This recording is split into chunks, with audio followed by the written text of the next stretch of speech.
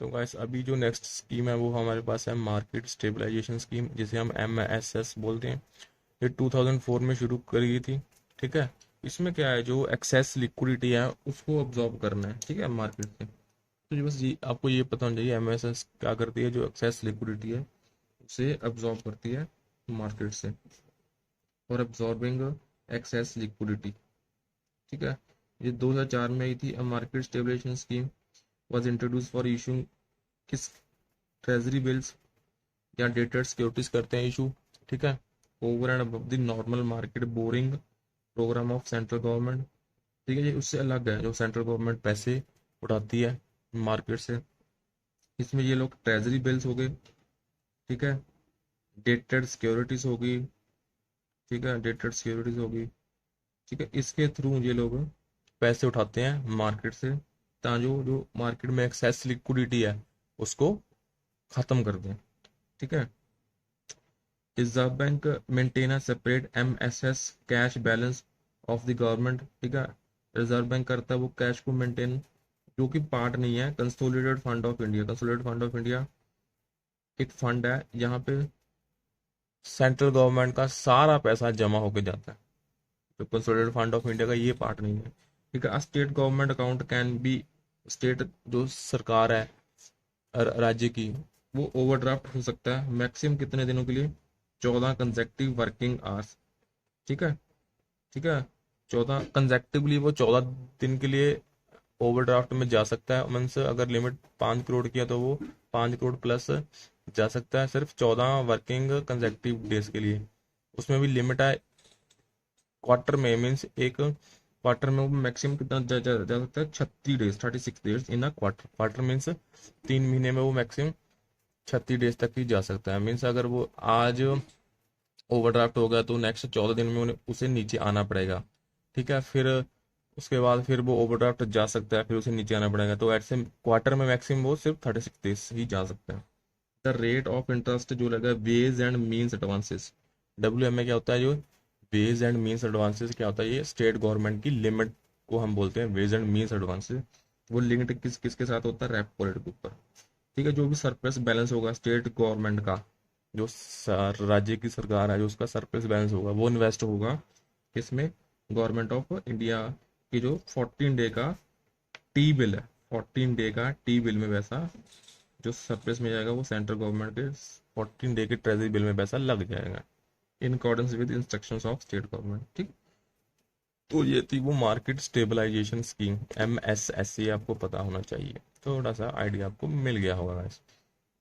Next है long term repo operation, जहाँ जिसे हम targeted long term repo operations भी बोल देते हैं।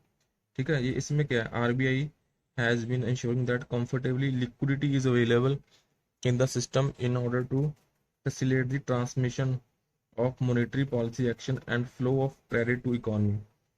जो भी उनकी मॉनेटरी पॉलिसी है RBI की, वो इजिली फ्लो कर जाए टू द इकोनॉमी। ठीक है। देखते हैं, there are with a view to assuring banks about the viability of durable liquidity at reasonable cost. जो बैंक्स हैं, ठीक है, टू प्रिवेलिंग मार्केटिंग कंडीशंस। ये है थोड़ा सा, इसे देखिए आप, इसमें क्या लिखा हुआ है।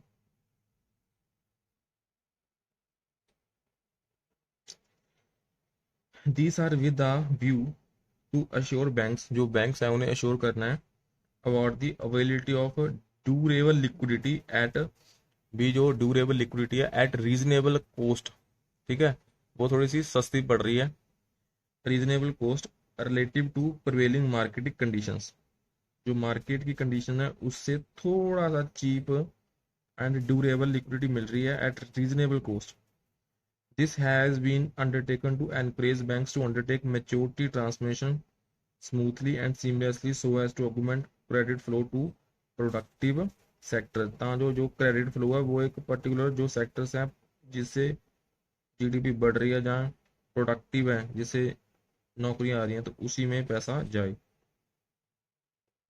To enable better transmission of इस मॉनेटरी पॉलिसी, जो RBI की मॉनेटरी पॉलिसी है, जैसे मॉनेटरी पॉलिसी RBI की अब तो हर बाई मंथली आने लगी। ठीक है। RBI introduce long term repo operation under which RBI conductor conducted term repo of 1 year and 3 years at policy repo rate. ठीक है। आरबीआई आल्सो इंट्रोड्यूस टारगेटेड, ठीक है, long term repo operations of up to 3 years tenure for investing in corporate bonds.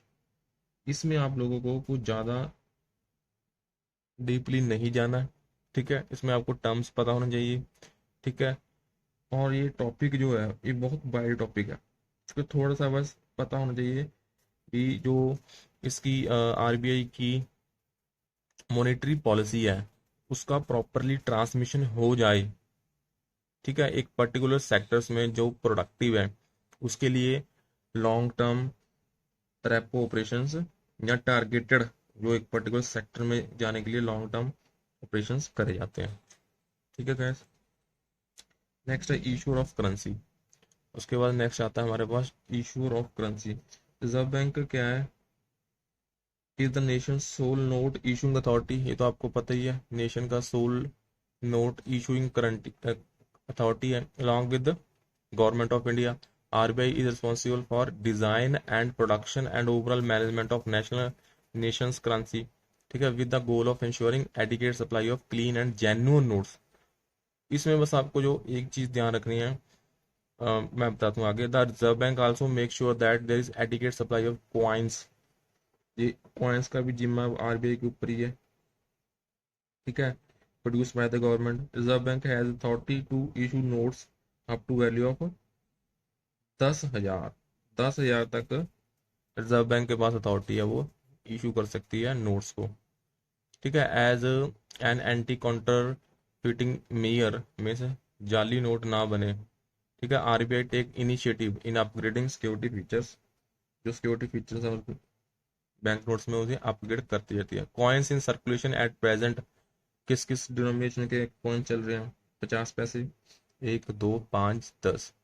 And जो notes हैं वो circulation में किस किस के चल रहे हैं? 5, 10, 20, 50, 100, 200, 500, 2,000। As per India coin is act, जो 1 रुपया है, ₹1 and above, can be use to pay या सेटल फॉर एनी सम।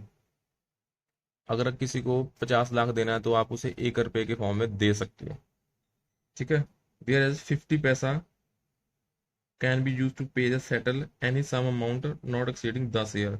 अगर किसी को आपने 10 ईयर देना है तो आप उसे 50 पैसे की फॉर्म में दे सकते हो, 50 50 पैसे के 10 ईयर, उससे ऊपर 10 ईयर आप उसको नहीं दे सकते। ये इसमें थोड़ा सा इंपॉर्टेंट है। नेक्स्ट आता है हमारे पास banker and debt manager to government. जो आरबीआई का की रोल क्या है, एक जो सरकार का कर्जा है, गवर्नमेंट बैंकिंग ट्रांजेक्शन्स भी आरबीआई हैंडल करता है, like individuals, business and banks. Government को भी एक बैंकर चाहिए to carry out their financial transactions in efficient and effective manner, ठीक है, including the raising of resources from the public, ठीक है। सो ऑब्वियसली बात है, सरकार को भी कोई बैंकर चाहिए जो उसके लिए काम करे, पैसा उठाए मार्केट से, तो वो आरबीआई करती है। As a banker to central government, the reserve bank maintain government accounts. सरकार के अकाउंट है उसके पास, वो receive money into and make payment out of these accounts.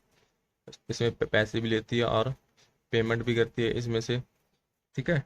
And facilitate the transfer of government funds by statute. RBI क्या है? एक banker है टू सेंट्रल गवर्नमेंट, ये सेंट्रल गवर्नमेंट का एक बैंकर है। And it also acts as the banker to those state government that, ये जो राज्य की सरकारें हैं उसका भी बैंकर है अगर उनके साथ इसका एग्रीमेंट हो रखा है, ठीक है। The role as banker and debt manager to government include several distinct functions. इसके अलग अलग फंक्शंस है, अब उसको हम थोड़ा सा देखेंगे। Undertaking banking transactions for central and state government, ठीक है। पहला काम क्या क्या है? बैंकिंग ट्रांजेक्शन्स करता है सेंटर एंड स्टेट गवर्नमेंट्स के लिए, to facilitate receipt and payment. उनके लिए पैसा इकट्ठा भी करता है, उनके लिए पेमेंट भी करता है, और उनके अकाउंट्स को भी ये मेंटेन करता है। नेक्स्ट आता है हमारे पास maintaining the government domestic dept.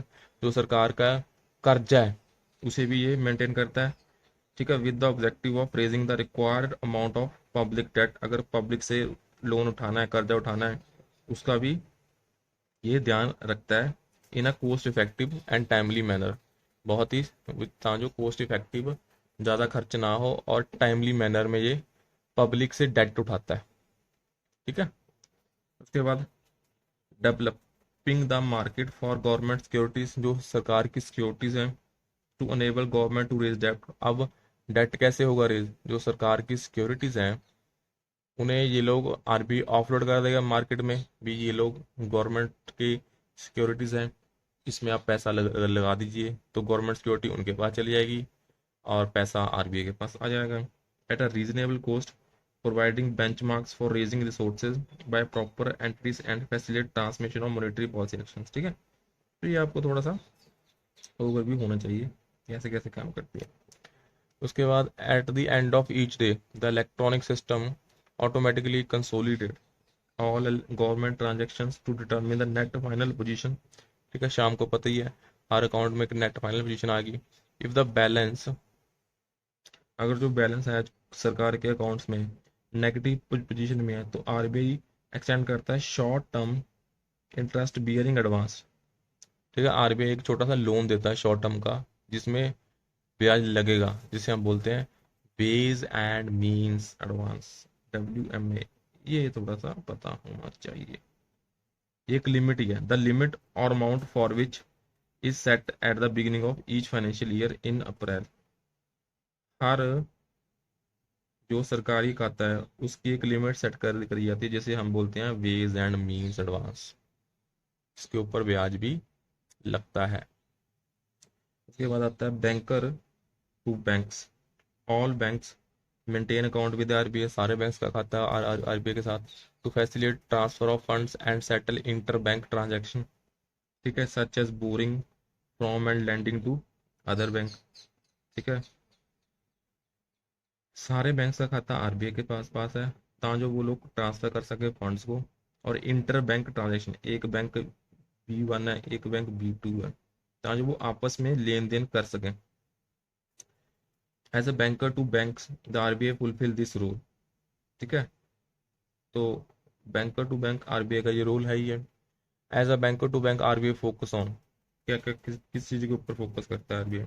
Enabling smooth swift and seamless clearing and settlement of interbank obligations.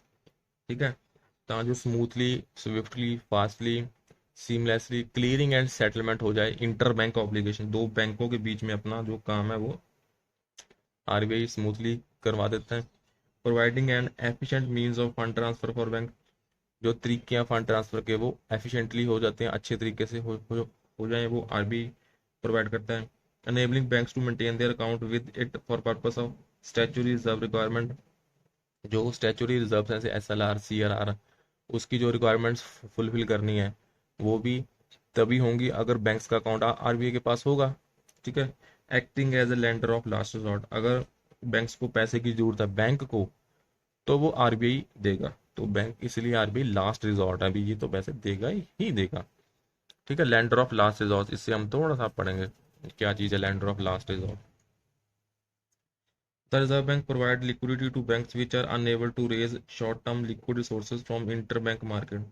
ठीक है, अगर कुछ बैंक को पैसे चाहिए शॉर्ट टर्म के लिए और वो उसको मिल नहीं रहे किसी और बैंक से, ठीक है, इंटरबैंक मार्केट से, तो वो आरबीआई के पास जाएगा, तो आरबीआई उसे पैसे दे देगा। Like other central bank, reserve bank consider इस this as a critical situation, reserve bank इसे क्रिटिकल मानता है, बिकॉज ये it protects the interest of depositor, depositor का जो इंटरेस्ट है उसके फेवर में है, उसको बचाता है। अगर कोई पैसा लेने आया बैंक में, डिपॉजिटर उसे पैसा नहीं मिला, तो फिर हो सकता है भी बाकी डिपॉजिटर भी फटाफट पैसे निकाल लें, तो इसलिए उस सिचुएशन को ना अराइज हो तो बैंक्स फटाफट आरबीआई के पास जाते हैं, भी हमारे पास पैसे नहीं है हमें पैसे दे दीजिए, तो फिर आरबीआई पैसे दे देते हैं, which in turn has a stabilising impact. इसी बात स्टेबलाइजिंग इम्पैक्ट तो होगा ही होगा on the financial system and on the economy as a whole. ठीक है, नेक्स्ट आता है हमारे पास regulator of the banking system. Banks are fundamental to national financial system, ये तो है ही है। The central bank has critical role, central bank का क्रिटिकल रोल है to play in ensuring the safety and soundness of banking system, तो जो bank system बड़ी प्रॉपरली और बेबाकी से चलता रहे।